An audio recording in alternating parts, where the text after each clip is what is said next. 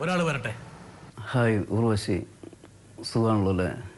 എനിക്ക് ഇഷ്ടപ്പെട്ട നടിമാരിൽ ഏറ്റവും ഇഷ്ടമുള്ള നടിയാണ് ഉർവശി.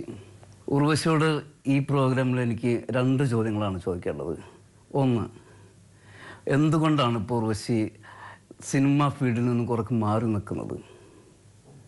2, എനിക്ക് 10-20 വർഷം മുന്നുള്ള ഒരാഗ്രഹമായിരുന്നു ഒരു ഫിലിം ഡയറക്റ്റ് ചെയ്യുക എന്നത്. ഞാൻ ഇപ്പോൾ എൻ്റെ മനസ്സിനകത്ത് ഒരു ഫാമിലി സബ്ജക്റ്റ് എന്ന് വെച്ചാൽ ഒരു ചേച്ചി അനിയത്തിയുടെ ഒരു കഥ എൻ്റെ മനസ്സിനകത്ത് വന്നിട്ടുണ്ട്. അതിൻ്റെ സ്ക്രിപ്റ്റ് വർക്കിലാണ് ഞാനിപ്പോൾ. അപ്പോൾ എൻ്റെ മനസ്സിനകത്തുള്ളത് ഉർവശി ചേച്ചിയും മഞ്ജു വാര്യർ അനിയത്തിയുമായിട്ടാണ്. ഈ സിനിമയിൽ അഭിനയിക്കാൻ ഞാൻ ഉർവശിയെ വിളിച്ചാൽ എന്തായിരിക്കും ഉർവശിയുടെ അഭിപ്രായം? മോഹൻ ചേട്ടൻ, എനിക്ക് ഇഷ്ടമുള്ളൊരു മ്യൂസിക് ഡയറക്ടർ മോഹൻ ചേട്ടൻ. മോഹൻ സിത്താര. അതെ. 2 ചോദ്യങ്ങളാണ്. ഒന്ന്, പിന്നെ എന്താ അധികം കാണാൻ അഭിനയത്തിൽ നിന്ന് വിട്ടുനിന്ന് എന്റെ കാര്യം കുറിച്ച് രണ്ടാമത്തെ ചോദ്യത്തിനോട് മറുപടി പറഞ്ഞിട്ട് പോവാം. രണ്ടാമത്തെ ചോദ്യം എന്ന് വെച്ചാൽ അദ്ദേഹത്തിന്റെ ഒരു തിരക്കഥയില് ചേച്ചി അനിയത്തിയുടെ കഥയാണ്. അനുജത്തിയായിട്ട് അദ്ദേഹം മനസ്സിൽ കാണുന്നത് മഞ്ജു വാര്യരെയാണ്.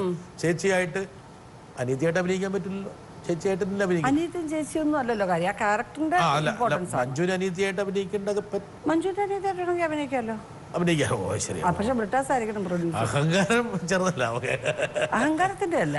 മമ്മൂട്ടിയുടെ അമ്മയായിട്ട് അഭിനയിക്കുന്ന ക്യാരക്ടർ ആണെങ്കിലും അഭിനയിക്കാം. പക്ഷെ അതിനകത്ത് അമ്മ ആയിരിക്കണം ഇമ്പോർട്ടന്റ്. അക്കാര്യത്തില് പിന്നെ ഉർവശിയുടെ ആ സ്പോർട്സ്മാൻ സ്പിരിറ്റ് അംഗീകരിക്കുന്നു. അതെ, ഏത് റോളെന്നുള്ളതല്ല, പക്ഷെ അതിൽ ആ റോളായിരിക്കണം പ്രാധാന്യം. അച്ഛൻ്റെ അമ്മ ഞാൻ ചെയ്തത് അതുകൊണ്ട് തന്നെയാണ്.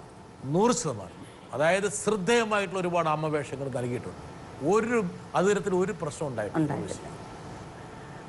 പിന്നെ ഇപ്പൊ മോചേട്ടൻ ചോദിച്ചാൽ ഇപ്പൊ എന്തുകൊണ്ടാണ് വീണ്ടും കുറെ ഗ്യാപ്പ് വരുന്നത് എന്നുള്ളൊരു ചോദ്യം ചോദിച്ചു. കാരണം മോചേട്ടൻ ഒരു 4-5 വർഷത്തിന് മുൻപ് എന്നോടൊരു കഥ, നമ്മുടെ പ്രണയം തിരക്കഥ പോലെ തന്നെ വരുന്ന ഒരു മ്യൂസിക്കൽ ഇമ്പോർട്ടൻസ് ഉള്ളൊരു പടം പറഞ്ഞു. ഞാൻ ചെയ്യാന്നൊക്കെ പറഞ്ഞിട്ട് പിന്നെയും വീണ്ടും ഞാൻ അപ്രത്യക്ഷയായി. മോചേട്ടൻ്റെ ഇപ്പോഴും ഉണ്ട് ആ സ്ക്രിപ്റ്റ്. 1-2 സ്ക്രിപ്റ്റ് പറഞ്ഞു. മുങ്ങുന്നതല്ല, എന്താ അറിയോ, മോനും കാര്യങ്ങളും ഡെലിവറി ഒക്കെ ആയിട്ട് പോയിട്ട് മോചേട്ടൻ നമുക്ക് ചെയ്യാം, കുറച്ചുകൂടെ ആവട്ടെ എന്ന് പറഞ്ഞ് ഞാനൊരു ഗ്യാപ്പ് വന്നു.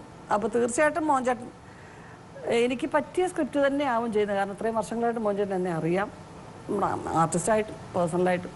തീർച്ചയായിട്ടും ചെയ്യും, ഏത് റോളാണ്.